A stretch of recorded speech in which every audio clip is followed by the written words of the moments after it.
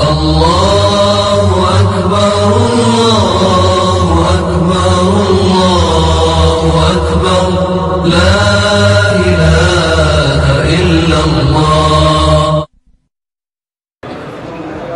السلام عليكم ورحمة الله وبركاته.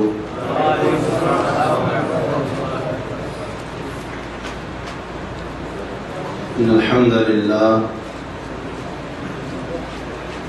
نحمده ونستعينه ونستغفره ونعوذ بالله من شرور أنفسنا ومن سيئات أعمالنا من يهده الله فلا مضل له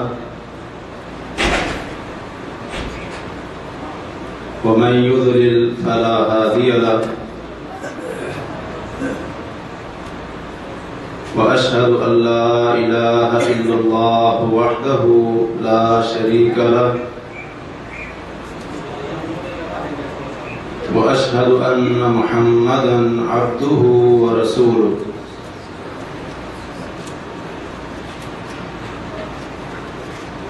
أما بعد فإن خير الحديث كتاب الله خير الهدي هدي محمد صلى الله عليه وسلم وشر الأمور محدثاتها وكل محدثة بدعة وكل بدعة ضلالة وكل ضلالة في النار. اللهم صل على محمد وعلى آل محمد كما صليت على إبراهيم وعلى آل إبراهيم إنك حميد مجيد. اللهم بارك على محمد وعلى آل محمد كما باركت على إبراهيم وعلى آل إبراهيم إنك حميد مجيد. سبحانك لا علم لنا إلا ما علمتنا إنك أنت العليم الحكيم. أعوذ بالله من الشيطان الرجيم. بسم الله الرحمن الرحيم.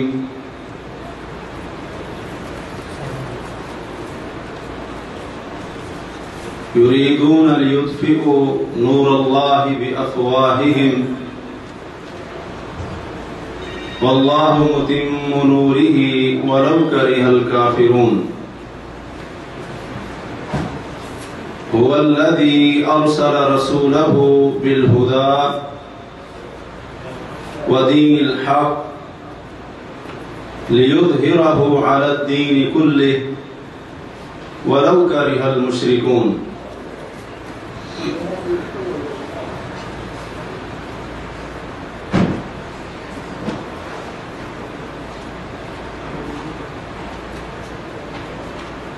امام بخاری رحمہ اللہ نے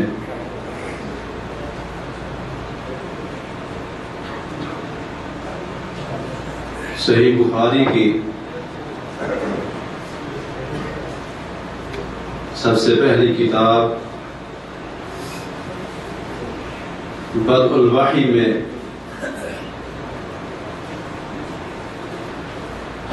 سیدنا عبداللہ ابن عباس رضی اللہ عنہما سے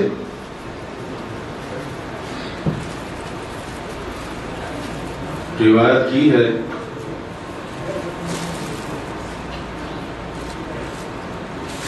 حضرت ابن عباس فرماتے ہیں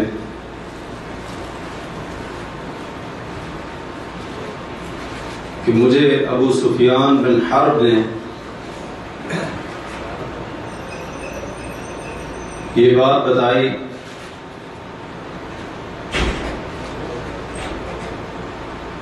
کہ ایک دفعہ صلح حدیبیہ کے بعد جب میں اور میرے ساتھی قریش کے تجارتی قافلے کے ساتھ شام گئے ہوئے تھے،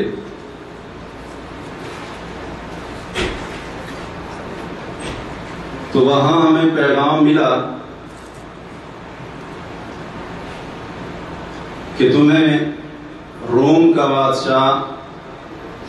قیصر روم، جس کا نام ہرقل تھا، وہ تمہیں بلا رہا ہے۔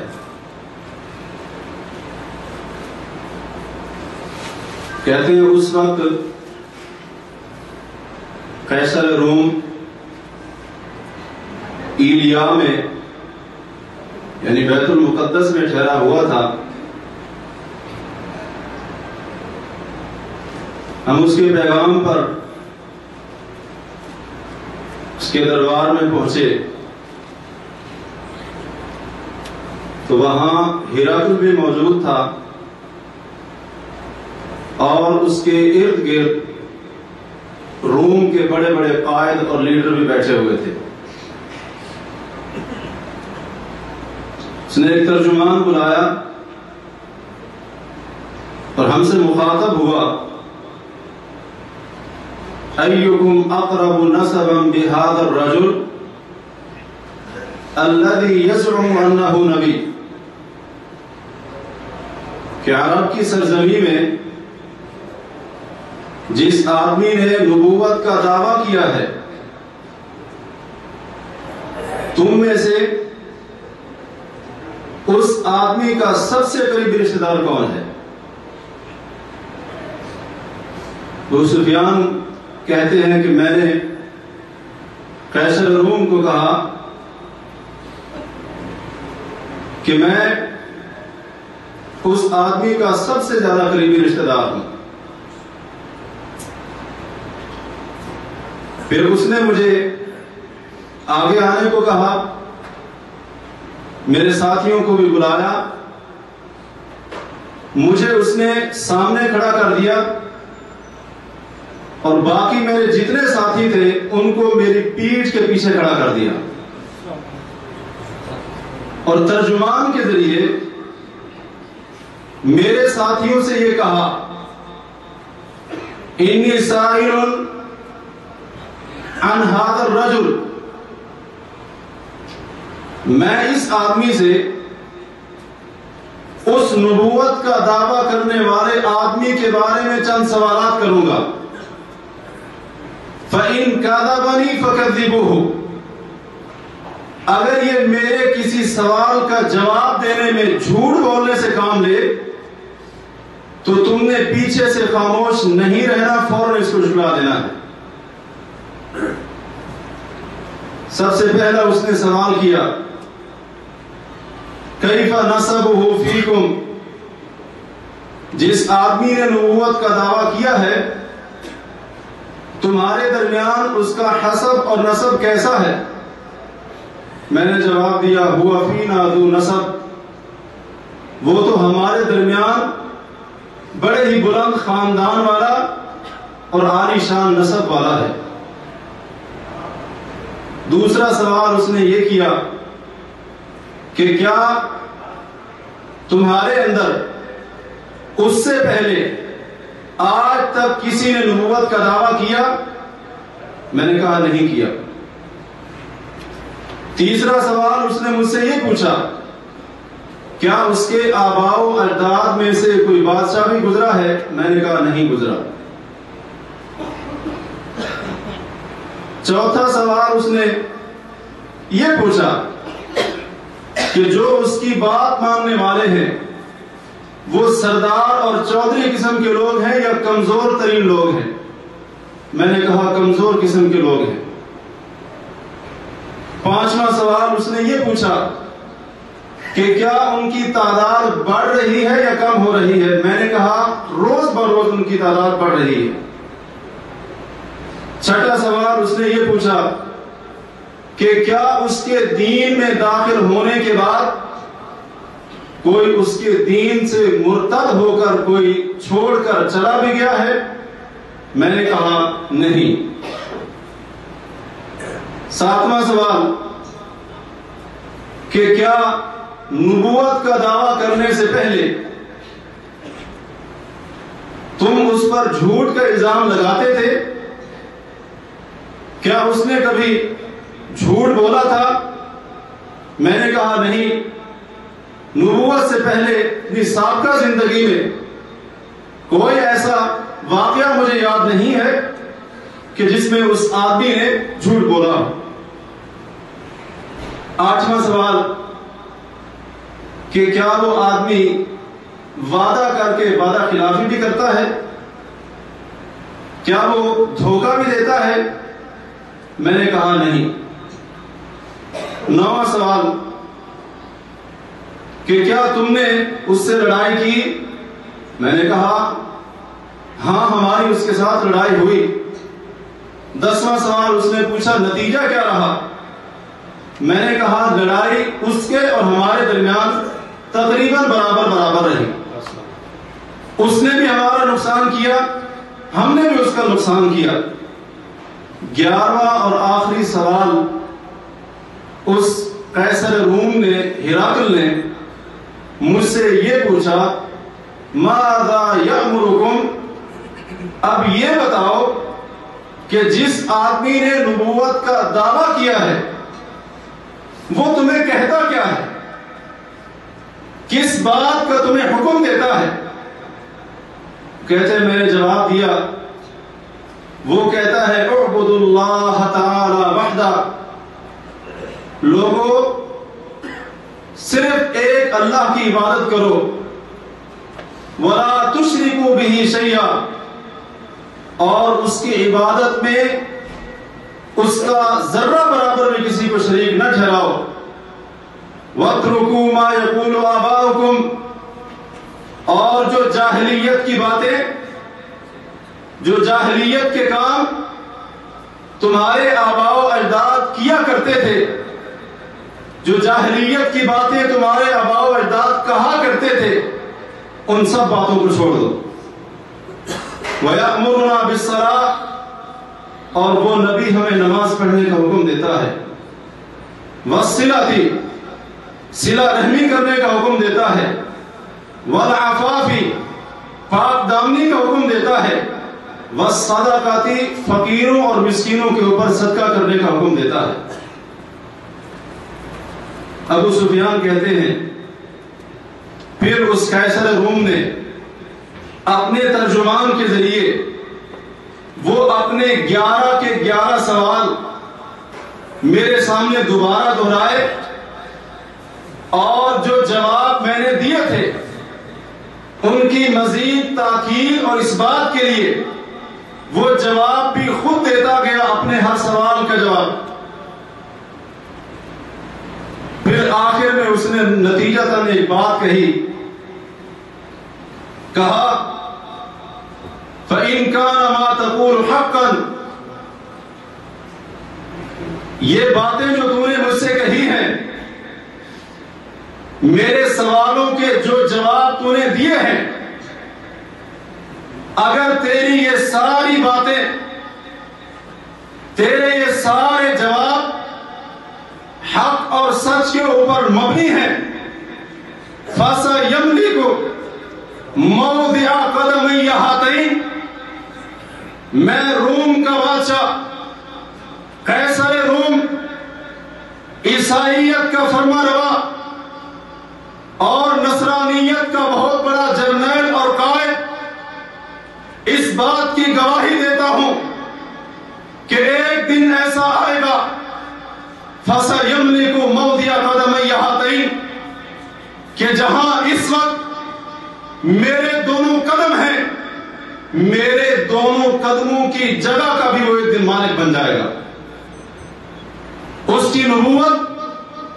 اس کی رسالت، اس کا دین، اس کی شریعت ایک دن اس تخت تک بھی پہنچ جائے گی جس تخت کے اوپر آج میں بیٹھا ہوا ہوں۔ اور مجھے معلوم تھا اس نبی نے آنا ہے، لیکن مجھے یہ نہیں معلوم تھا کہ اس نے عربوں میں سے آنا ہے۔ اور اگر مجھے پتہ چل جائے وَلَوْ أَنِّي أَخْرُسُ إِلَيْهِ، مجھے کسی ایسے راستے کا علم ہو جائے کہ جس راستے کے ذریعے، جس راستے کے اوپر چل کر میں اس نبی کے پاس پہنچوں، لَتَجَشَّمْتُ لِقَاءَهُ، تو میں اس نبی کی ملاقات کے لیے ہر تکلیف برداشت کرنے کے لیے تیار ہوں۔ وَلَوْ كُنْتُ عِنْدَهُ، اگر میں اس نبی کے پاس ہوتا، لَغَسَلْتُ عَنْ قَدَمِهِ، میں اس نبی کے پاؤں دھونا اپنی سعادت سمجھتا، اس پیغمبر کی خدمت کرنا میں اپنے لیے سعادت کی بات سمجھتا اور اپنے لیے خوشبختی اور نیکبختی کی علامت سمجھتا۔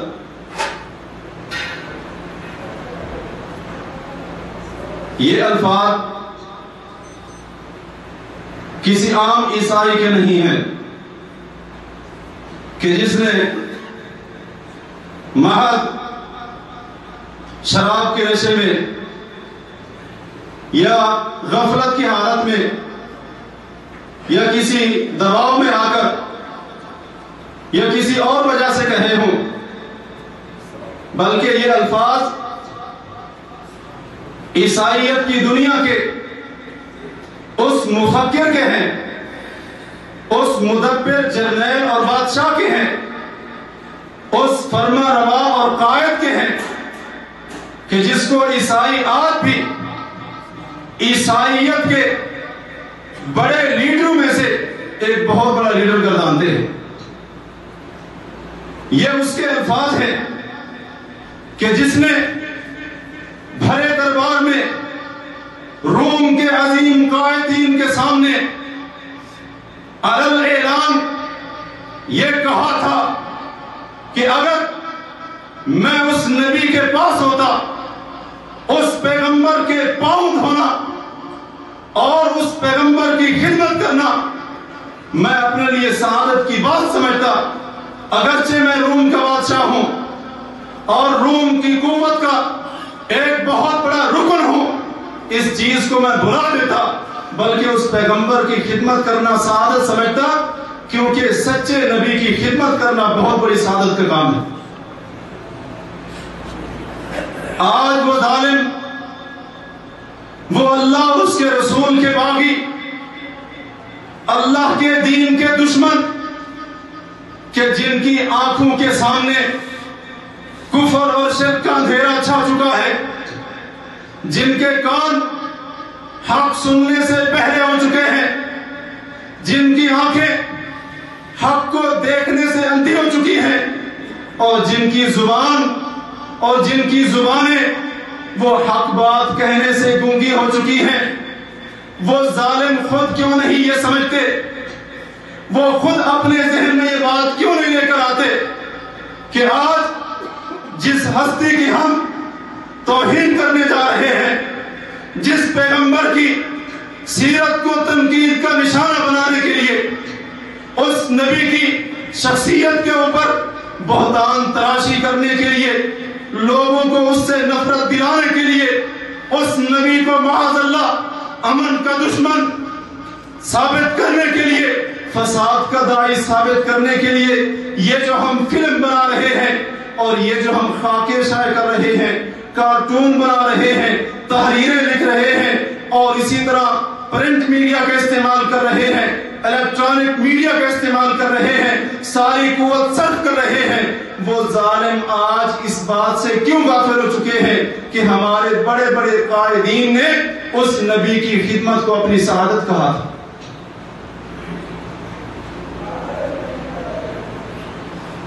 ظلم کی انتہا، ظلم کی انتہا، بغاوت کی انتہا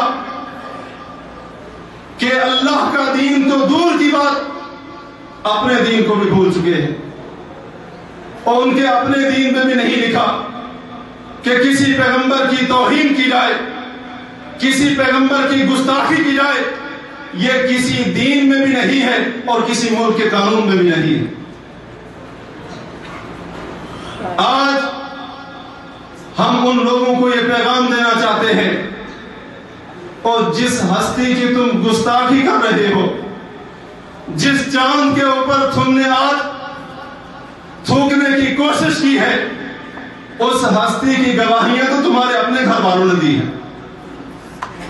ان کی نبوت اور رسالت کی صداقت کا اعلان اور اس اعلان کی آواز وہ سب سے پہلے تمہارے اپنے گھر سے اٹھتی ہے۔ آؤ آؤ، ہم تمہیں دعوت دیتے ہیں،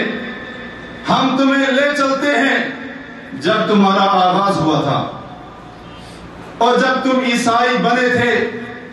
جب تم اہل کتاب بنے تھے، جب تم صاحب انجیل بنے تھے، شریعت والے بنے تھے، اور جب تم عیسیٰ علیہ السلام کو ماننے والے بنے تھے، ہم پہلے دن سے ابتدا کریں گے۔ یہ رب کا قرآن ہے۔ رب کائنات نے سورۃ الصف کی آیت نمبر 6 میں یہ اعلان فرمایا، وَإِذْ قَالَ عِيسَى ابْنُ مَرْيَمَ، اس وقت کو یاد کرو، وہ ظالموں، اس وقت کو یاد کرو جب عیسیٰ بن مریم نے کہا، اے بنی اسرائیل، میں تمہارے پاس آیا ہوں مصدقا لما بین یدی من التوراۃ، اپنے سے پہلے جو اللہ نے تورات نازل کی تھی میں اس کی تصدیق کرنے والا ہوں، ومبشرا برسول، اور اس ایک رسول کی خوشخبری دینے والا ہوں، یأتی من بعد اسمہ احمد، جو رسول میرے بعد آئے گا اور اس رسول کا نام احمد ہوگا۔ تم آج اس ہستی کی گستاخیاں کرتے ہو، اور جب تمہارا آغاز ہوا تھا تمہارے نبی جناب عیسیٰ علیہ السلام نے اس نبی کی بشارت اور اس نبی کی رسالت اور نبوت کی تصدیق کا اعلان اسی پہلے دن کر دیا تھا۔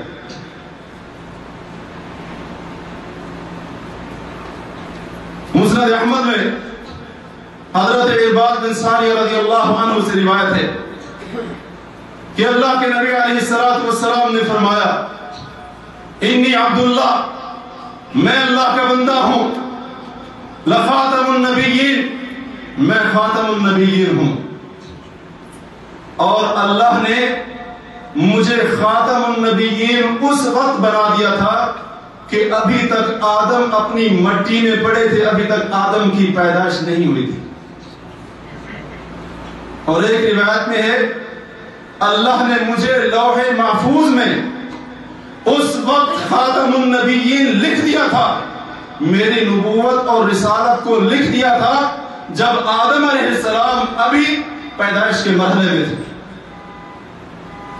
اور یاد رکھو، وَدَعْوَةُ أَبِي إِبْرَاهِيمَ، میں اپنے باپ ابراہیم کی دعا ہوں، وَبَشَارَةُ عِیسیٰ، اور میں سیدنا عیسیٰ علیہ السلام کی بشارت ہوں، وَرُؤْيَا أُمِّي الَّتِي رَأَتْ، اور میں اپنی ماں کا وہ خواب ہوں، میری ماں نے جو خواب میری ولادت سے پہلے دیکھا تھا۔ اس پیغمبر کی بشارت تو تمہارے اپنے نبی نے تمہاری شریعت کے پہلے دن اپنی زبان اقدس سے دے دی تھی۔ کس منہ کے ساتھ، کس منہ کے ساتھ، کس زبان کے ساتھ، اور کس جسم اور کن ہاتھوں کے ساتھ تم اس پیغمبر علیہ السلام کی گستاخی کرنے کی، ہرزہ سرائی کرنے کی کوشش کرتے ہو؟ کس دعوے کی بنیاد پر تم اپنے آپ کو عیسائی کہتے ہو؟ کس دلیل کی بنیاد پر تم اپنے آپ کو عیسیٰ علیہ السلام کو امتی کہتے ہو، انجیل کا ماننے والا کہتے ہو، بائبل کو تسلیم کرنے والا کہتے ہو؟ تمہاری اپنی انجیل میں، تمہاری اپنی شریعت میں، تمہاری اپنی بائبل کے اندر تفصیل کا موقع نہیں ہے۔ اللہ کے رسول صلی اللہ علیہ وسلم کی ایک ایک نشانی بیان کر دی گئی ہے۔ کس منہ کے ساتھ تم اس پیغمبر علیہ السلام کی گستاخی کرنے کی جرات کا مظاہرہ کرتے ہو؟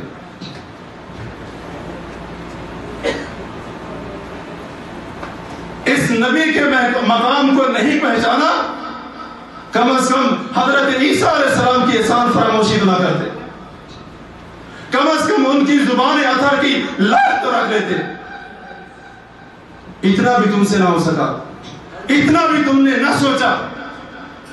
کہ ان کے حسد کی آگ میں جل کر ہم کس کی توہین کرنے جا رہے ہیں؟ تم آج اللہ کے رسول صلی اللہ علیہ وسلم کے اوپر تنقید کرنے کے لیے فلمیں بناؤ، آپ کے خاکے شائع کرو، آپ کی گستاخانہ تصویریں اور معاذ اللہ آپ کے کارٹون بناؤ، آپ کو دہشت گرد ثابت کرنے کی کوشش کرو، اور آؤ ہم تمہارے بدنما چہرے کا داغ تمہارے اپنے آئینے سے دکھاتے ہیں۔ ہمارے نبی تو وہ ہیں، اور جس ذات کا ہم نے کلمہ پڑھا ہے، بے ست سے بات کی تو کیا بات ہے، بے ست سے پہلے ہی تمہارے اپنوں نے گواہی دی تھی کہ جو نبی آئے گا وہ سچا نبی ہوگا، اس کی نبوت اور رسالت سچی ہوگی، جو اس کی نبوت کو مانے گا کامیاب ہوگا، اور وہی سچا عیسائی ہوگا، جو اس کی نبوت کو نہیں مانے گا وہ ناکام اور نامراد ہوگا، اور وہ جھوٹا عیسائی ہوگا۔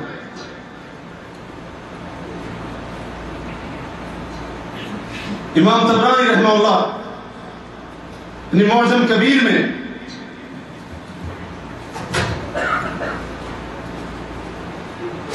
محمد بن عدی بن ربیعہ سے روایت کرتے ہیں کہ ان سے کسی پوچھنے والے نے پوچھا کہ جاہلیت کے اندر آپ کا نام محمد آپ کے باپ نے کیسے رکھا؟ جاہلیت کا زمانہ تھا، اسلام کی آمد نہیں ہوئی تھی، آپ کے باپ نے، آپ کے والد نے آپ کا نام محمد کیسے رکھ دیا؟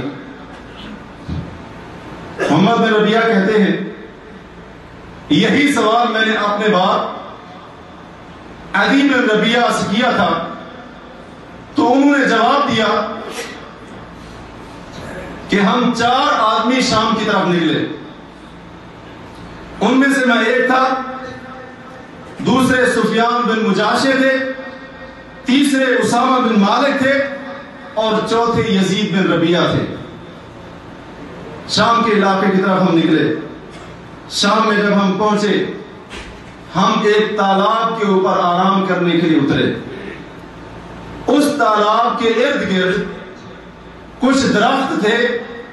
جن درختوں کا مالک اس تالاب کے قریب ہی ایک بنے ہوئے چرچ اور کنیسے میں رہنے والا ایک عیسائی راہب تھا۔ ہم نے اپنی زبان میں، عربی زبان میں ایک دوسرے کو کہا کہ تھکے ہوئے ہیں اور قدرتاً پانی مل گیا ہے، اگر ہم غسل کر لیں تو اچھی بات ہوگی۔ کہتے ہیں ہم ابھی غسل کرنے کا ارادہ کر ہی رہے تھے کہ اس چرچ میں جو راہب تھا اس کی طرف سے کوئی آدمی آ گیا، اور وہ خود بھی آیا، اور اس نے آ کر پوچھا ہم سے کہ یہ جو تم زبان بول رہے ہو یہ اس علاقے کی زبان نہیں ہے، کہاں سے آئے ہو؟ ہم نے جواب دیا مضر سے آئے ہیں۔ کہنے لگا کون سا مضر؟ ہم نے کہا جندف کا مضر۔ مضر قبیلہ تھا۔ تو کہنے لگا کہ اما انہ سیبعث منکم نبی، عن قریب تم عربوں کے درمیان سے ایک نبی کی بعثت ہونے والی ہے،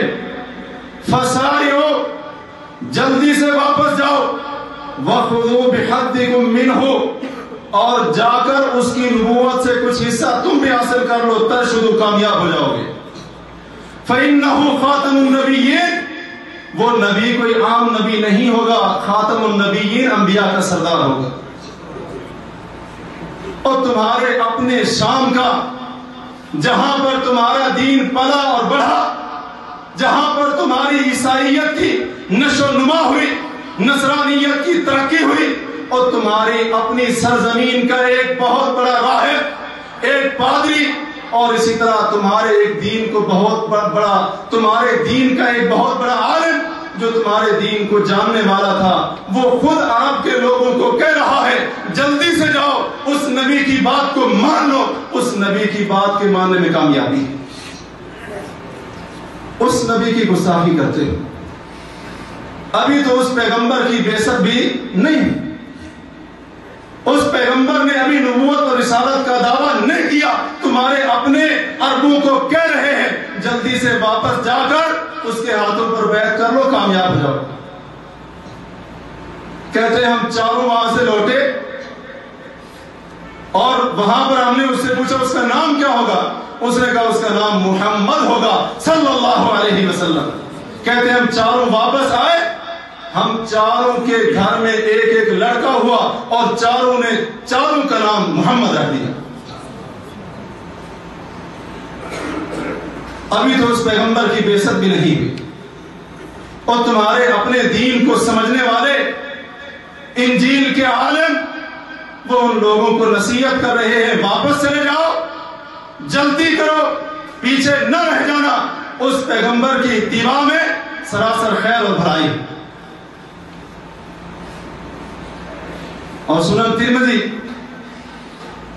کتاب المناقب،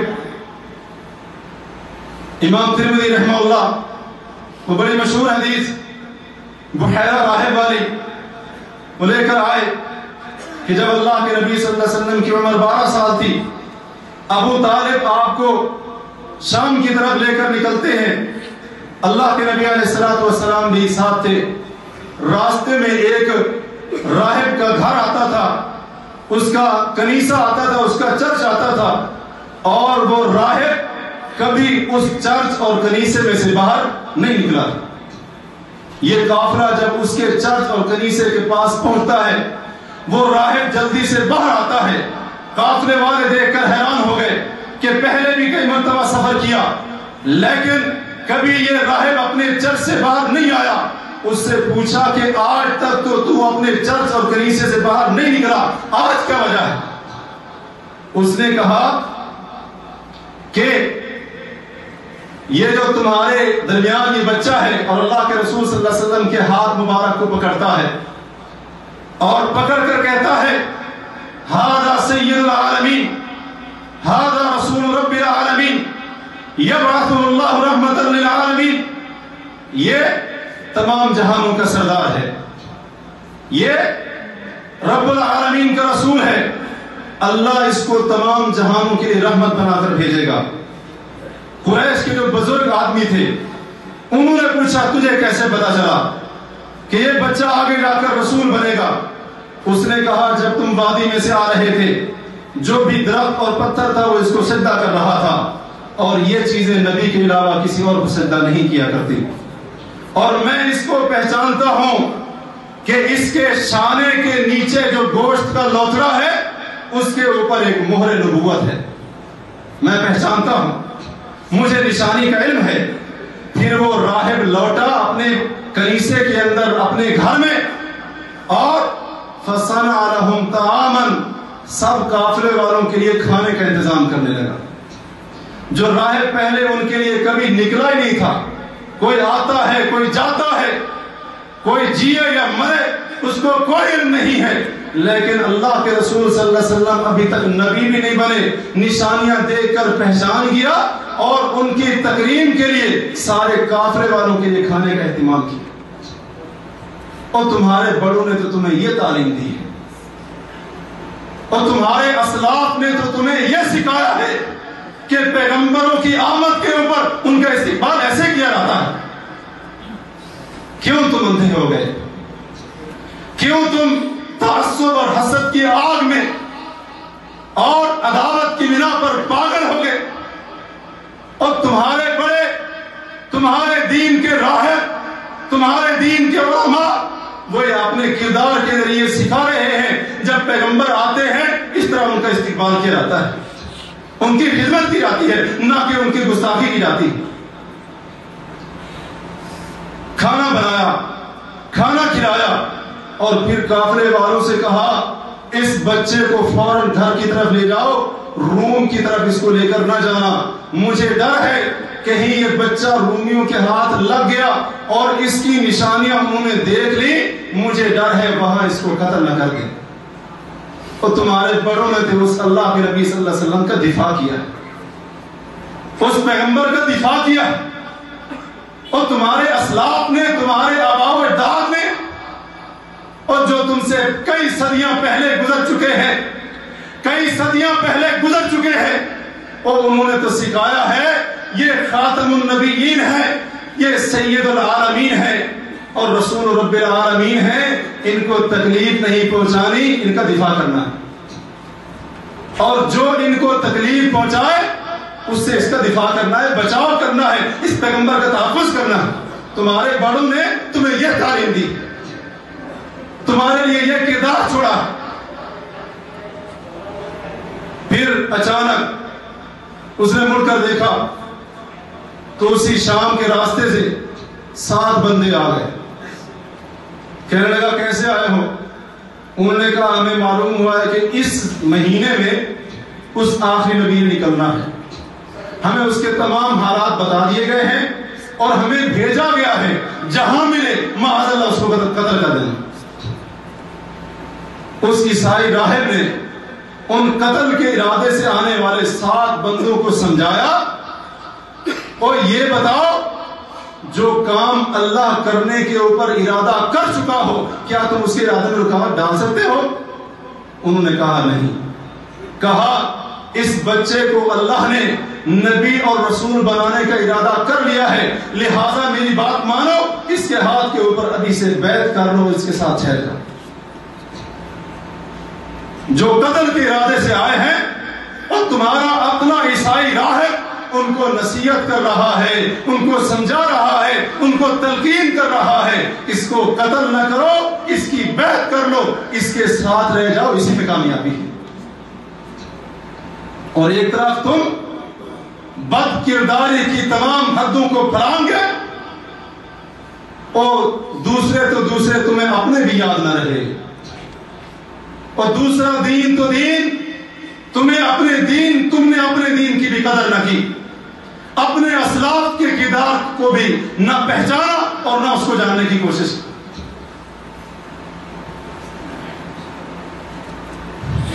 سیرت ابن اسحاق اور سیرت ابن ہشام، ان دونوں سیرت کے اماموں نے زید بن عمرو بن نفیل کا یہ واقعہ نقل کیا ہے جو رشتے کے لحاظ سے حضرت عمر بن خطاب رضی اللہ عنہ کے چچا لگتے تھے۔ جاہلیت میں کفار مکہ اور قریش مکہ کا انہوں نے دین قبول نہیں کیا تھا، بتوں کی عبادت کرنے والوں میں سے نہیں تھے، اور اسی غرض سے یہ مکہ سے نکلے شام چلے گئے اصل دین کو تلاش کرنے کے لیے۔ حقیقی جو دین ابراہیم تھا اس کو تلاش کرنے کے لیے یہ شام میں آتے ہیں۔ شام میں آ کر عیسائیوں کا ایک راہب اور اسی طرح ان کا کوئی عالم بھی نہ چھوڑا جس سے اس دین کے بارے میں سوال نہ کیا ہو۔ یہود کے علماء کے پاس جاتے ہیں، ان سے سوال کرتے ہیں، حتیٰ کہ پورے کا پورا شام چھان مارا، موصل کا علاقہ بھی چھان مارا، اور تلاش کرتے کرتے شام کے اندر ایک بستی تھی جس کا نام بلقا تھا۔ اس بلقا بستی کے ایک بیابان میں اس نے ایک ایسے راہب کو دیکھا، عیسائیت کے ایسے عالم کو دیکھا کہ اس علاقے میں عیسائیت کا اس کے مقابلے کا کوئی اور عالم موجود نہیں تھا، کوئی ایرا ویرا نہیں تھا۔ عیسائیت کا ایسا عالم تھا کہ شام کے پورے علاقے میں اس کی مثل کا، اس کے مقابلے کا کوئی اور عیسائیت کا علم رکھنے والا تھا ہی۔ اس سے پوچھا کہ حضرت ابراہیم علیہ السلام کا جو دین ہے جس کا نام حنیفیت تھا وہ مجھے کہاں ملے گا؟ اس وقت کے سب سے بڑے عیسائی راہب نے، عیسائی عالم نے کہا کہ اے زید تو اس دین کو تلاش کر رہا ہے اور مجھے یقین ہے کہ اس دین کے اوپر چلنے والا دنیا کے اندر آج ایک آدمی بھی موجود نہیں رہا۔ جس دین کو تلاش کرنے تو نکلا ہے اس کو ماننے والا اور اس کے اوپر صحیح معنوں میں عمل کرنے والا ایک شخص بھی آج مجھے دنیا کے اندر کوئی نظر نہیں آتا. لیکن میں تجھے ایک مشورہ دیتا ہوں، یہ جو زمانہ ہے یہ اس نبی کا زمانہ ہے، یخرج من بلادک التی خرجت منها، جو عرب کے اسی علاقے سے نکلے گا جہاں سے تو سفر کر کے آیا ہے. اور وہ نبی ابراہیم علیہ السلام کے دین کے ساتھ مبعوث کیا جائے گا. فالحق بها، میں تجھے مشورہ دیتا ہوں عرب کے علاقے میں واپس چلے جا، وہاں پر اس کا انتظار کر. فإنه مبعوث الآن، وہ اب اس زمانے میں مبعوث ہونے والا ہے. ھذا زمانہ، اس کی بعثت کا زمانہ ہو چکا ہے، اس کی بعثت کا وقت ہو چکا ہے. میں تجھے مشورہ دیتا ہوں، سچا دین تلاش کرنا ہے، اپنے گھر واپس چلا جا، عرب کے علاقے میں واپس چلا جا، وہ سچا نبی وہیں پر آئے گا. اور تمہاری عیسائیت کا سب سے بڑا راہب، تمہاری عیسائیت کا سب سے بڑا عالم، جس کے مقابلے کا شام کے اندر کوئی عالم نہیں ہے، وہ زید بن عمر کو مشورے دے رہا ہے، نصیحت کر رہا ہے اور یہ تاکیدی بات کر رہا ہے، سچا دین تلاش کرنا ہے، عرب میں چلا جا، آخری نبی جناب محمد علیہ السلام کا ظہور ہو رہا ہے، ان کے ہاتھ پر بیعت کرنا، وہ سچے نبی ہے، سچا دین مل جائے. زید نے جب یہ بات سنی فوراً وہاں سے نکلے اور راہب کی یہ بات سن کر فوراً مکہ کا رخ کیا، یہاں تک کہ جب لخم کے علاقوں سے گزر رہے تھے اور وہاں درمیان میں ہی تھے، لوگوں نے ان پر حملہ کیا اور ان کو قتل کر دیا. تمہارے دین کا سب سے بڑا عالم جو سچے دین کی تلاش میں آتا ہے اس کو یہ مشورے دیتا ہے، اور ابھی تک اللہ کے نبی صلی اللہ علیہ وسلم نے نبوت اور رسالت کا اعلان بھی نہیں کیا. کس منہ کے ساتھ، کس منہ کے ساتھ تم اس پیغمبر کی گستاخی کرتے ہو، اس کی فلمیں بناتے ہو، اس کی ذات کو تنقید کا نشانہ بناتے ہو. تمہارے پیغمبروں، تمہارے اسلاف کا اور تمہارے بڑوں کا تو یہ کردار تھا، اور تم دوسروں کو نہیں دیکھتے. کم از کم اپنے بڑوں کا حیا تو کرو. تمہیں پیغمبروں کی شان کا اندازہ نہیں ہے اور ان کی گستاخی کرنا اگر تمہاری نس نس میں بس گئی ہے، کم از کم اپنے اسلاف کا، ان کا تو حیا کرو اور ان کے سامنے تو شرم کرو. حضرت سلمان فارسی رضی اللہ عنہ اصفہان سے نکلتے ہیں حق کی تلاش کرنے کے لیے. مجوسی تھے پہلے، قافلے کے ساتھ، تجارتی قافلے کے ساتھ شام میں پہنچے. وہاں پر بہت بڑا راہب، عیسائیوں کا بہت بڑا عالم اس کے پاس ٹھہرے رہے، اس سے علم حاصل کرتے رہے. جب وہ مرنے لگا اس نے کہا، بیٹا میں نے تجھے بہت زیادہ تعلیم و تربیت دی ہے، میں تجھے ضائع نہیں کرنا چاہتا. میرا مشورہ یہ ہے کہ تو موصل کے اندر فلاں نام کا ایک بہت بڑا پادری ہے، اس کے پاس چلا جا. کہتے میں موصل میں آیا اور اس راہب کی زندگی میں اس کے پاس رہا، اس کی خدمت کرتا رہا، عیسائیت کا اس سے علم حاصل کرتا رہا. وہ بھی جب مرنے لگا اس نے مجھے نصیحت کی کہ نصیبین کے اندر فلاں نام کا ایک بہت بڑا راہب ہے، تو اس کے پاس چلا جا. کہتے میں نصیبین میں آیا، وہاں اس پادری کی خدمت میں کئی سال میں نے گزار دیے. جب وہ بھی مرنے لگا موت سے پہلے اس نے مجھے کہا، بیٹے میں آج اپنے اس حالت میں، اس موجودہ زمانے میں یہ نہیں سمجھتا کہ دنیا کے اندر کوئی ایسا شخص موجود ہو جو صحیح معنوں میں عیسائیت کی تعلیمات کے اوپر عمل کرنے والا ہو. مجھے ایک بات معلوم ہے، عرب کی سرزمین میں ایک نبی کا ظہور ہونے والا ہے. وہ عرب کی سرزمین میں آئے گا اور ابراہیم علیہ السلام کا دین لے کر آئے گا اور وہ ہجرت کرے گا ایسی سرزمین کی طرف جو سرزمین دو ایسی پہاڑیوں کے درمیان ہے جن پہاڑیوں کے پتھر کالے ہیں، اور ان پہاڑیوں کے درمیان اس سرزمین پر کھجوروں کے درخت بکثرت ہوں گے. بِهِ علامات لا تخفى، اس نبی کی چند ایسی علامتیں ہوں گی جو کسی سے مخفی نہیں ہوں گی. پہلی علامت یأکل الہدیہ، وہ ہدیہ اور تحفہ قبول بھی کرے گا اور ہدیے اور تحفے میں دی ہوئی چیز کھائے گا بھی سے. دوسری علامت وَلَا يَأْكُلُ الصَّدَقَةَ صدقہ کی ہوئی چیز وہ نہیں کھائے گا. اور تیسری علامت اس کے دونوں شانوں اور کندھوں کے درمیان ختم نبوت ہوگی، مہر نبوت ہوگی. فَإِنِ اسْتَطَعْتَ اگر تو طاقت رکھتا ہے أَن تَلْحَقَ بِتِلْكَ الْبِلَادِ فَافْعَلْ میں تجھے یہ نصیحت کرتا ہوں، تجھے حکم دیتا ہوں، اگر تو عرب کے علاقے میں جانے کی طاقت رکھتا ہے اور حق کا سچا متلاشی ہے تو اس علاقے میں چلا جا، اس پیغمبر کے ہاتھ پر بیعت کر دینا، کیونکہ وہ نبی آخری بھی ہے، سچا بھی ہے، اس نبی کے بعد کسی اور نبی نے نہیں ہے. اور یہ پورا قصہ تفصیل کے ساتھ امام احمد رحمہ اللہ نے مسند احمد کے اندر ذکر کیا ہے. یہ اموریہ کا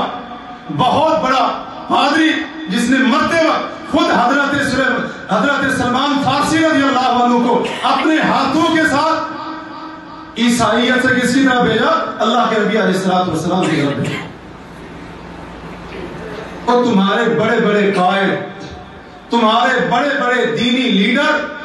دینی رہنما، سیاسی قائدین، بڑے جرنیل اور بڑے اسی طرح کمانڈر، سپہ سالار، جن کو تم اپنی تاریخ کا ہیرو مانتے ہو اور اپنی قوم کا سب سے بڑا رہبر شمار کرتے ہو، اللہ کی قسم اللہ کے نبی صلی اللہ علیہ وسلم ابھی نبوت اور رسالت کا تاج ان کو پہنایا نہیں گیا، وہ اس سے پہلے ہی وہ نصیحتیں کر رہے ہیں، وہ وصیتیں کر رہے ہیں، وہ مشورے دے رہے ہیں، وہ حکم دے رہے ہیں کہ اگر حق چاہتے ہو، حق کی تلاشی ہو، جا کر عرب کی سرزمین میں اس پیغمبر کے ہاتھ پر بیعت کر لو، حق بھی ملے گا، کامیابی بھی ملے گی. ان کا یہ کردار اور تمہارا یہ کردار، کم از کم اپنے کردار کو تو ملاؤ.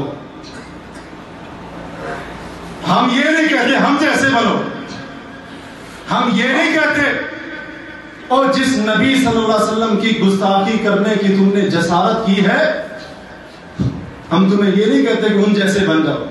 اور نہ ہی تمہارے بس کی بات ہے ان جیسا بننا، اور جن کی فطرت ایسی ہو وہ ان جیسے کبھی نہیں بن سکتے. ہم تمہیں یہ دعوت دیتے ہیں، آج یہ آئینہ ہم تمہیں اس لیے دکھا رہے ہیں وہ کم از کم ان جیسے نہیں بن سکتے، اپنوں جیسے تو بن جاؤ.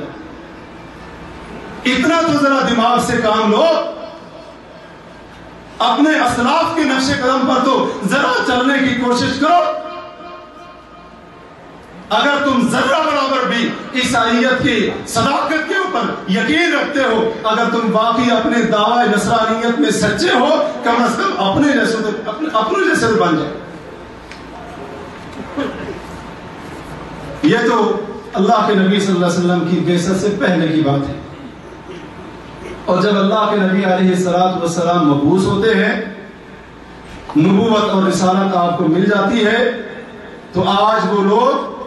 جو اللہ کے نبی صلی اللہ علیہ وسلم کی نبوت اور رسالت کے خلاف ہر قسم کا پروپیگنڈا کرنے کے لیے سر دھڑ کی بازی لگا رہے ہیں، جب اللہ کے نبی صلی اللہ علیہ وسلم مبعوث ہوتے ہیں انہی کے اسلاف نے ان کی نبوت اور رسالت کو حق اور سچ تسلیم کی، مخالفت نہیں کی، گستاخیاں نہیں کی. جو ان کی طرح جاہل تھے وہ تو ایسے ہی انہی کی طرح ہلاک ہوئے، لیکن جو سمجھدار تھے، عقل مند تھے، دینی سوچ سمجھ رکھنے والے تھے، انہوں نے اللہ کے نبی صلی اللہ علیہ وسلم کی نبوت اور رسالت کے بارے میں کن جذبات کا اظہار کیا. آئیے دیکھتے ہیں ذرا کن جذبات کا اظہار کیا. صحیح بخاری کتاب بدء الوحی ام المومنین سیدہ عائشہ رضی اللہ عنہ روایت کرتی ہے کہ اللہ کے نبی صلی اللہ علیہ وسلم پر جب سب سے پہلی وحی اترتی ہے، اللہ کے نبی گھبرا جاتے ہیں. سیدہ خدیجہ رضی اللہ عنہ ان کو ورقہ بن نوفل کے پاس لے جاتی ہیں. یہ ورقہ بن نوفل کون تھے؟ جاہلیت میں یہ عیسائی بن گئے تھے اور انجیل کو عبرانی زبان میں لکھا کرتے تھے. انجیل کے عالم تھے، عیسائیت کے عالم تھے. حضرت خدیجہ لے گئی، کہنے لگی چچا جان اپنے بھتیجے محمد علیہ السلام کی ذرا بات تو سنی، یہ کیا کہتے ہیں؟ ورقہ نے کہا بتائیے آپ کیا کہتے ہیں. اللہ کے نبی صلی اللہ علیہ وسلم نے ساری وحی کی کیفیت اور صورت بتائی. تو ورقہ بن نوفل نے کہا کہ یہ تو وہی فرشتہ ہے جو موسیٰ علیہ السلام پر آیا تھا، یہ تو وہی فرشتہ ہے جو موسیٰ علیہ السلام پر آیا تھا. اور مجھے افسوس اس بات کا ہے، مجھے افسوس اس بات کا ہے کہ آپ کی قوم آپ کو مکہ میں رہنے نہیں دے گی۔ اللہ کے نبی نے فرمایا کیا مجھے نکال دیں گے؟ کہنے لگے ہاں، تم سے پہلے جس آدمی نے بھی آ کر اس دین کی دعوت دی ہے اس کے ساتھ یہی سلوک کیا گیا۔ لیتنی اکون حیا، کاش میرے دل کی تمنا ہے جب تجھے تیری قوم نکالے گی اس وقت میں زندہ ہوں۔ رسول اللہ صلی اللہ علیہ وسلم سے اس نے یہ بات کہی اور یہ بھی کہا وَإِن يُدْرِكْنِي يَوْمُكَ، اگر تیری نبوت اور رسالت کی ترقی کے دنوں کو میں پالوں، انصرک نصرا مؤزرا، میں تیری بھرپور مدد کروں گا، میں تیرا بھرپور تعاون کروں گا اور میں تیرا بھرپور ساتھ دوں گا۔ یہ انجیل کا عالم کہہ رہا ہے، یہ انجیل کے عالم کے جذبات ہیں جب اللہ کے رسول صلی اللہ علیہ وسلم کی نبوت اور رسالت کی بنیاد رکھی جا رہی ہے۔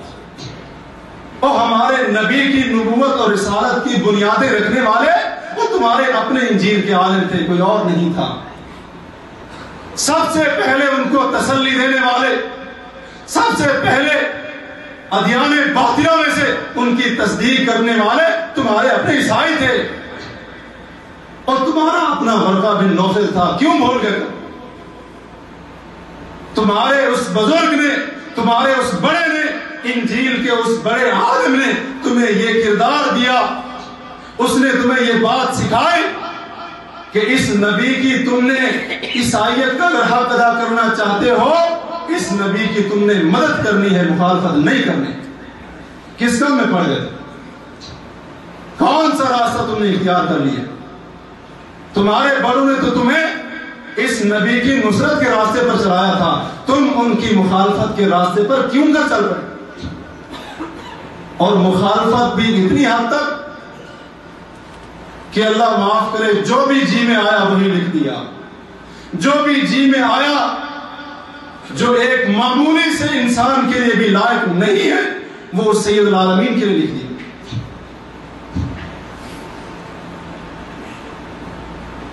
نبوت کا 5واں سال ہے، مسلمان مکہ کے کافروں سے تنگ آ کر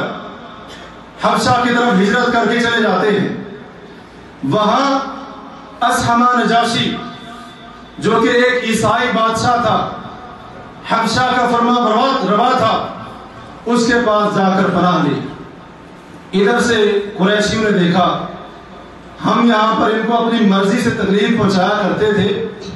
اب یہ وہاں پر جا کر چھپ گئے ہیں، لہذا کچھ نہ کچھ تو کرنا چاہیے، چپ نہیں بیٹھنا چاہیے۔ یاد رکھنا چاہیے یہ ہے ہی ایسے، مسلمانوں کو سکون میں دے کر ان کو آرام نہیں آتا، ان کے حسد کی آگ اور بڑھ جاتی ہے۔ قد بدت البغضاء من افواہہم، اللہ فرماتے ہیں اور تمہارے خلاف نفرت ان کے منہوں سے ظاہر ہو چکی ہے۔ وما تخفی صدورہم اکبر، جو نفرت تمہارے خلاف، جو عداوت اور دشمنی تمہارے خلاف، جو حسد ان کے دلوں کے اندر مخفی اور پوشیدہ ہے، اللہ فرماتے ہیں وہ اس سے بھی بڑا ہے، تمہیں نہیں معلوم ہمیں معلوم۔ ان ظالموں کا وتیرہ ہی نہیں ہے، یہ نہ مسلمانوں کی عظمت کو برداشت کر سکتے ہیں اور نہ ہی مسلمانوں کے نبی جناب محمد صلی اللہ علیہ وسلم کی شان کو برداشت کر سکتے ہیں، ان کو برداشت نہیں ہوتی۔ کافروں نے کہا یہ ہم سے بچ کر وہاں بڑے امن و سکون کے ساتھ رہ رہے ہیں، کچھ نہ کچھ تو کرنا چاہیے۔ دو اپنے سفیر بھیجے، ایک عمرو بن عاص جو بھی مسلمان نہیں ہوتے، دوسرے عبداللہ بن ربیعہ، اور بڑے ٹھاٹ باٹ کے ساتھ تحفے تحائف بھیجے نجاشی کی طرف کہ جا کر اس کو تحفے دینا اور اس کو کہنا کہ یہ بھگوڑے تمہارے پاس آ گئے ہیں، معاذ اللہ یہ بھاگ کر آئے ہیں، ہم سے بھاگ کر آئے ہیں، یہ بے وقوف ہیں، یہ نادان ہیں، ان کو کچھ نہیں پتا، یہ نئے دین کی دعوت دیتے ہیں جو ہمارے آباء و اجداد کے دین کے خلاف ہے، آپ ان کو ہمارے حوالے کر دیجیے۔ تحفے بھی دینا، مطالبہ بھی رکھنا۔ یہ دونوں جاتے ہیں، تحفے تحائف لے کر جاتے ہیں نجاشی کے پاس، جو ان سے ہو سکتا تھا زور لگایا مسلمانوں کے خلاف بھڑکانے کے لیے۔ نجاشی نے کہا نہیں، جب تک ان کی بات نہیں سنوں گا فیصلہ نہیں کروں گا، جب تک ان کی بات نہیں سنوں گا۔ وہ تمہارا اپنا ہے، تمہارا اپنا ہے، تمہارا اپنا بادشاہ ہے، بہت بڑا حبشہ کا فرما روا ہے، وہ بھی اتنا منصف کہ اس نے کہا جب تک ان کی بات نہیں سنوں گا میں فیصلہ کرنے کے لیے تیار نہیں۔ جبکہ اس کے جو قائدین اور جو درباری خوشامدی بیٹھے تھے انہوں نے کہا بادشاہ حضور، بادشاہ سلامت، آپ جو ہے نا دیکھیے کس طرح آپ کی عزت کر رہے ہیں، تحفے تحائف لے کر آئے ہیں، آپ ان کو ان کے حوالے کر دیجئے، ہمیں کیا لینا دینا، آپس میں رشتہ دار ہیں، مارے جو کرے ہمارا کیا لینا دینا۔ نجاشی نے کہا نہیں، جب تک ان کی بات نہیں سنوں گا میں فیصلہ نہیں کر سکتا۔ بلایا حضرت جعفر بن ابی طالب رضی اللہ عنہ نے پورے مسلمانوں کی طرف سے قیادت کی اور ان کے سامنے ایک بڑا زبردست واعظ کیا اور رسول اللہ صلی اللہ علیہ وسلم کی دعوت کا نچوڑ بیان کیا کہ اے بادشاہ، جاہلیت کے اندر ہم بتوں کی پوجا کرتے تھے، مردار کھایا کرتے تھے، زنا کرتے تھے، حلال حرام کی کوئی تمیز نہیں تھی، اور ہم میں سے جو طاقتور ہوتا تھا کمزور کو کھا جاتا تھا، شراب عام تھی، ظلم عام تھے، یہ سب کچھ عام تھا، اور خون خرابہ اس کی بات نہ پوچھیے، یہ سب کچھ موجود تھا۔ اسی دوران اللہ نے ہمارے اوپر مہربانی کی، اس نبی صلی اللہ علیہ وسلم کو ہمارے درمیان مبعوث کیا جس کے دین کو آج ہم ماننے والے ہیں اور جس کے دین کی حفاظت کے لیے آج ہم آپ کی سرزمین میں بھاگ کر آئے ہیں۔ تو نجاشی نے کہا جو وہ دعوت دیتا ہے، جو اس پر وحی آتی ہے، اس میں سے کچھ پڑھو تو صحیح۔ تو حضرت جعفر رضی اللہ عنہ نے سورہ مریم کی ابتدائی آیات پڑھنی شروع کر دی۔ کاف ہا یا عین صاد ذکر رحمت ربک عبدہ زکریا۔ پڑھتے گئے حضرت جعفر پڑھتے جا رہے تھے اور عیسائیوں کا بادشاہ نجاشی قرآن سن کر اس کی آنکھوں سے اتنے آنسو جاری ہوئے کہ اس کی داڑھی تر ہو گئی، اور اس کے ارد گرد جو راہب بیٹھے تھے، عیسائیت کے عابد بیٹھے تھے، عیسائیت کے زاہد بیٹھے تھے، وہ بھی اتنے روئے کہ ان کے ہاتھوں میں جو صحیفے تھے ان کے آنسو کی وجہ سے وہ صحیفے تار ہو گئے۔ جب حضرت جعفر خاموش ہوتے ہیں، نجاشی نے کہا کہ یہ دعوت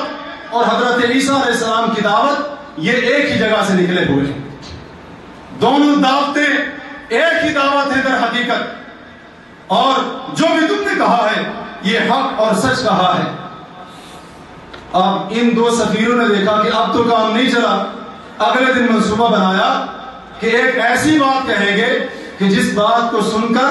عیسائیت کا بادشاہ غصے ہو جائے گا اور ان کو ہمارے حوالے کر دے گا۔ صبح ہوئی، دربار لگتا ہے، آتے ہیں اور کہتے ہیں اے بادشاہ آپ کو پتا ہے یہ آپ کے نبی کے بارے میں کیا کہتے ہیں، آپ کے نبی عیسیٰ کے بارے میں کیا کہتے ہیں؟ مسلمانوں کو پتہ چلا، مسلمان گھبرا گئے، لیکن یہ عزم کر لیا کہ سچ کے علاوہ جھوٹ بولنا نہیں۔ نجاشی نے پوچھا، حضرت جعفر نے جواب دیا ہمارا عقیدہ ہے کہ عیسیٰ علیہ السلام اللہ کے بندے، اس کے رسول اور اس کے کلمہ ہیں، جو اللہ نے کلمہ مریم کے پیٹ کے اندر القاء کیا تھا، ہمارا یہ عقیدہ ہے۔ نجاشی نے زمین سے ایک تنکا اٹھایا، تنکا اٹھا کر کہا کہ جو بات تم نے کہی ہے اللہ کی قسم عیسیٰ علیہ السلام اس سے اتنا تنکے کے برابر بڑھ کر نہیں، 100% تم نے عیسیٰ علیہ السلام کے متعلق حق بات کہی۔ اس کے ساتھ جو بیٹھے ہوئے تھے سردار اور لیڈر، انہوں نے ہوں کی آواز نکالی، جس طرح غصے کی وجہ سے بندہ ہوں کی آواز نکالتا ہے۔ اس نے کہا اللہ کی قسم تم ہوں کرتے رہو یا جو کچھ بھی کرتے رہو، مجھے ان کی بات سمجھ آ گئی۔ اور پھر کہنے لگا جاؤ، میری حبشہ کی ساری زمین تمہارے لیے امن کی سرزمین ہے، جو تمہیں گالی دے گا، جو تمہیں برا بلا کہے گا، فقط غالبا میں نجاشی حبشہ کا بادشاہ اس کے اوپر جرمانہ لگاؤں، اور تمہارے بادشاہوں نے تو اس نبی کے ماننے والوں کا اس طرح سے تحفظ کیا کہ جو ان کو گالی دے گا، برا برا کہے گا، وہ تمہارا عیسائی بادشاہ کہتا ہے میں اس کے اوپر تاوان نافذ کروں گا، جرمانہ اس کو بھگتنا پڑے گا۔ اور پھر اس نے کہا، ان دونوں سفیروں کے سامنے اس نے کہا کہ اللہ کی قسم، اگر مجھے سونے کے برابر، پہاڑ کے برابر سونا دے دیا جائے اور مجھے یہ کہا جائے کہ تم میں سے کسی آدمی کو تکلیف پہنچاؤں، سونے کے پہاڑ کے برابر سونا میں ٹھکرانا گوارا کر سکتا ہوں، لیکن تم میں سے کسی ایک بندے کو تکلیف پہنچانا مجھے گوارا نہیں۔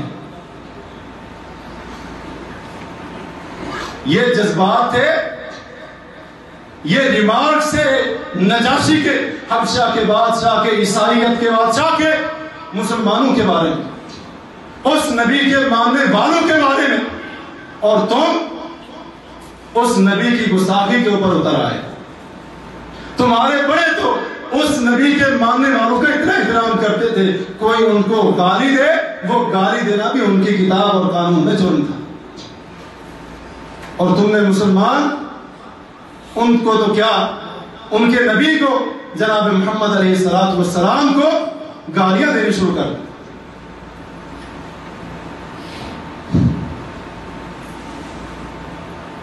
سیرت ابن ہشام ہے، اللہ کے رسول صلی اللہ علیہ وسلم طائف میں جاتے ہیں، وہاں پر دعوت دی۔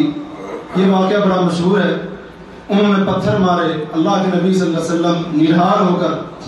طائف سے 3 میل دور عتبہ بن ربیعہ اور شیبہ بن ربیعہ کا ایک باغ تھا، وہاں پر انگوروں کا باغ تھا، وہاں آپ نے آ کر پناہ لی اور وہاں آپ آ کر بیٹھے۔ تو عتبہ اور شیبہ نے جب دیکھا کہ ان کی تو یہ حالت ہو گئی ہے، رشتہ داری کا جو جوش تھا وہ دل کے اندر اٹھتا ہے، اور انہوں نے اپنے غلام عبداس، جس کا نام تھا، مذہب کے لحاظ سے عیسائی تھا، اس کو انگوروں کا ایک خوشہ دے کر بھیجا کہ جاؤ ان کی خدمت میں پیش کرو، بیچارے بڑے ہی نڈھال ہیں۔ وہ عبداس عیسائی غلام ان کا آتا ہے اور انگوروں کا خوشہ پیش کرتا ہے، تو اللہ کے نبی صلی اللہ علیہ وسلم نے ہاتھ بڑھایا اور کھانے سے پہلے بسم اللہ پڑھی۔ عبداس نے کہا کہ یہ کلمہ تو میں نے اس سرزمین میں رہتے ہوئے کسی سے نہیں سنا، آپ کیسے کہتے ہیں؟ تو اللہ کے نبی صلی اللہ علیہ وسلم نے اس سے پوچھا کہ تو کس علاقے کا رہنے والا ہے، تیرا دین کیا ہے؟ اس نے کہا کہ میں نینوا کا رہنے والا ہوں۔ اللہ کے نبی صلی اللہ علیہ وسلم نے فرمایا یونس بن متی کے علاقے کے ہو،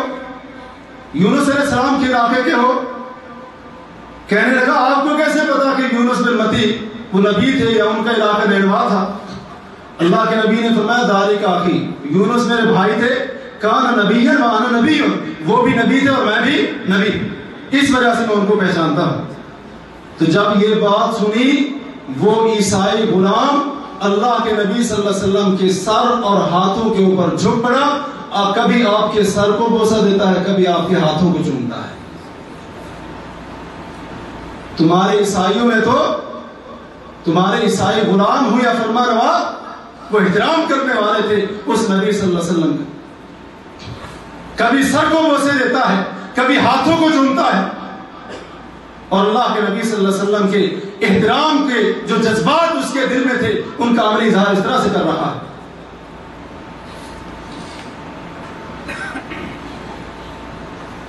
اور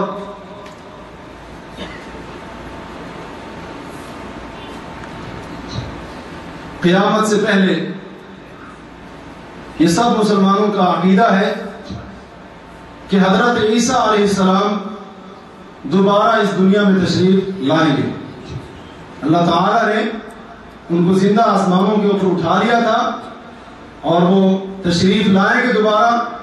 اور ان کو سولی نہیں دی گئی تھی جس طرح کہ آج کے عیسائیوں کا عقیدہ ہے۔ صحیح مسلم کتاب الایمان میں حضرت عیسیٰ علیہ السلام کے نزول کے متعلق یہ حدیثیں موجود ہیں کہ اللہ کے نبی صلی اللہ علیہ وسلم نے فرمایا مجھے اس ذات کی قسم جس کے ہاتھ میں میری جان ہے، ان قریب مریم کے بیٹے عیسیٰ علیہ السلام وہ ایک انصاف پسند حاکم بن کر اتریں گے اور صلیب کو توڑ دیں گے،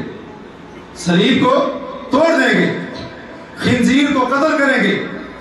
جزیے کو ختم کر دیں گے، اور ایک روایت میں فلا یقبل الا الاسلام،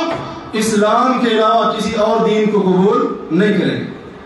یا اسلام قبول کریں گے یا پھر ان لوگوں کے ساتھ جنگ کریں گے۔ اللہ کے نبی صلی اللہ علیہ وسلم نے فرمایا وہ عیسیٰ علیہ السلام اتریں گے اور تمہاری قیادت کریں گے اللہ کی کتاب قرآن مجید کے ساتھ اور تمہارے نبی جناب محمد صلی اللہ علیہ وسلم کی سنت کے ساتھ۔ اس کے بعد تمہاری عیسائیت کا دعویٰ باقی نہیں رہتا۔ وہ نبی تو آ کر اللہ کے نبی صلی اللہ علیہ وسلم کی سنت کو لے کر مسلمانوں کی قیادت کرے گا، اور تم نے کیا کیا؟ اور ایک روایت کے الفاظ ہیں کہ اللہ کے نبی صلی اللہ علیہ وسلم نے فرمایا، صحیح مسلم کی حدیث ہے، ہمیشہ میری امت میں سے ایک جماعت ایسی رہے گی جو حق کے لیے لڑتی رہے گی اور وہ غالب رہے گی قیامت کے دن تک۔ پھر عیسیٰ بن مریم علیہ السلام اتریں گے اور عیسیٰ علیہ السلام کو مسلمانوں کا امیر کہے گا، تعال صلی لنا، آئیے مصلی امامت کے اوپر کھڑے ہو جائیے، آپ ہماری امامت کرائیے۔ تو عیسیٰ علیہ السلام فرمائیں گے، لا، میں تمہاری نماز میں امامت نہیں کرا سکتا، ان بعضکم علی بعض امراء، بے شک تم ایک دوسرے کی امیر اور امام خود ہو، تکرمت اللہ یادی امہ، یہ عزت اللہ نے اس امت کو اللہ نے اپنی طرف سے دی ہے، میں کوئی اپنی طرف سے بات نہیں کر رہا۔ یہ حدیثیں بیان کرنے کا مقصد یہ ہے، او ظالموں، جس نبی کی تم آج گستاخی کر رہے تھے، اس نبی کی صداقت کا اعلان اور اس نبی کی سچائی کا اعلان عیسیٰ علیہ السلام نے اس وقت بھی کیا تھا جب تمہارا آغاز تھا، جب تمہاری ابتدا تھی، اور اس نبی کی نبوت اور رسالت کا اعلان عیسیٰ علیہ السلام اس نبی کا امتی بن کر قیامت سے پہلے ایک بار پھر بھی کریں گے، تمہاری انتہا کے اوپر بھی، تمہارے انجام کے اوپر بھی۔ جب تمہاری ابتدا ہوئی تھی اس نبی کی نبوت اور رسالت کا اعلان عیسیٰ علیہ السلام نے کیا تھا، اور جب تمہاری انتہا ہوگی، تمہارا انجام ہوگا، جب تم اپنے انجام تک پہنچو گے، عیسیٰ علیہ السلام اس وقت بھی اس نبی کی نبوت اور اس کی رسالت کی حقانیت کا اعلان کریں گے۔ اور جو اس نبی کی گستاخی کرنے والے ہوں گے، اس نبی صلی اللہ علیہ وسلم کی ہرزہ سرائی کرنے والے ہوں گے، آپ کی شان میں تنقیص کرنے والے ہوں گے، اللہ کے نبی عیسیٰ علیہ السلام ان کے ساتھ قتال کریں گے، ان کے ساتھ جہاد کریں گے، اور ان سے دو چیزیں قبول کریں گے، یا اسلام یا پھر قتال۔ اور تم ٹھہرے اس نبی کی گستاخی کرنے، تمہارے نبی نے تو یہ تعلیم دی، اور تمہارے نبی جب دوبارہ آئیں گے سیدنا عیسیٰ علیہ السلام اپنی نبوت لے کر نہیں، نبی صلی اللہ علیہ وسلم کو امتی بن کر آئیں گے، ان کی سنت کے مطابق فیصلے کریں۔ اور تم نے یہ ظلم اٹھایا کہ اس ظلم کے بعد ظلم کی کوئی انتہا ہی نہیں ہے۔ اور یاد رکھو، جس طرح اللہ تبارک و تعالی نے یوسف علیہ السلام کے اوپر لگائی جانے والی تہمت سے ان کو بری کرنے کے لیے اس عزیز مصر کی بیوی کے اپنے خاندان میں سے ایک گواہ کو کھڑا کیا تھا، جس نے حضرت یوسف علیہ السلام کی برات کا اعلان کیا تھا، اللہ کی قسم تم گستاخیاں کرو، اللہ کے نبی صلی اللہ علیہ وسلم کی ہرزہ سرائی کرو، اور ان کی عزت اور ناموس کو تنقیص کرنے کی کوشش کرتے رہو، انشاءاللہ العزیز اللہ قیامت تک تمہارے اپنے گھروں سے ہی ایسے افراد پیدا کرے گا جو تمہارے بدنما چہرے تمہارے اپنے آئینے سے دکھائیں گے۔ انشاءاللہ اللہ پیدا کرے گا، اور پیدا ہو بھی رہے، پیدا ہوئے بھی ہیں، اور قیامت تک ہوتے بھی رہیں۔ وَشَهِدَ شَاهِدٌ مِّنْ أَهْلِهِ، جہاں گستاخیاں کرنے والے ہیں وہیں پر ان کے اپنے گھر کے لوگ اللہ کے نبی صلی اللہ علیہ وسلم کی سیرت کے اوپر دھڑکتا کتابیں لکھ رہے ہیں، آپ کی زندگی کے اوپر، شخصیت کے اوپر وہ ریسرچ کر رہے ہیں، تحقیق کر رہے ہیں اور لوگوں کو صحیح معلومات سے روشناس کرا رہے ہیں۔ لیکن یاد رکھو تمہاری یہ ساری کوشش وہ بیکار جانے والی ہے، اور اللہ اپنے معاملے کے اوپر، اپنے حکم کے اوپر غالب ہے، اور انشاءاللہ اس نبی کی جس کی تم گستاخی کرنے جا رہے ہو وہ تو چاند کی حیثیت رکھتے ہیں، اگر چاند کے اوپر تھوکو گے وہ تھوک تمہارے منہ کے اوپر آئے گا، چاند کے اوپر کبھی نہیں پہنچے گا۔ اللہ تعالیٰ سے دعا ہے کہ اللہ وحدہ لا شریک ہمیں اس نبی علیہ الصلوۃ والسلام کی سیرت کے اوپر چلنے کی توفیق عطا فرمائے، ان کی سنت کو اپنانے کی توفیق عطا فرمائے، اور جو لوگ اس قسم کی حرکتیں کر رہے ہیں، فلم کی صورت میں ہوں، تحریر کی صورت میں ہوں، کتاب کی صورت میں ہوں، صورتوں اور خاکوں کی صورت میں ہوں، اللہ تعالیٰ سے دعا ہے کہ اللہ وحدہ لا شریک ایسے لوگوں کو ان کے انجام تک پہنچا دے، اللہ وحدہ لا شریک ان کی سرزمین کو ان کے اوپر ہلا دے، اللہ تبارک و تعالی ان کے مکر و فریب کو اور اسی طرح ان کے غرور اور تکبر کو خاک میں ملا دے۔ وآخر دعوانا ان الحمد للہ رب العالمین۔